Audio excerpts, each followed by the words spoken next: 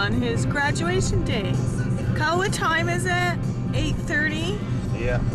What time are you supposed to be at the Shaw Conference Center? 8:30.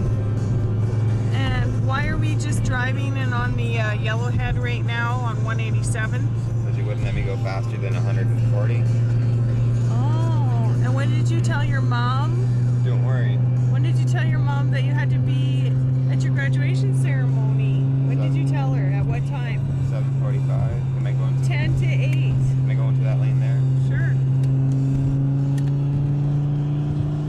Oh look, Kyle is a race car driver.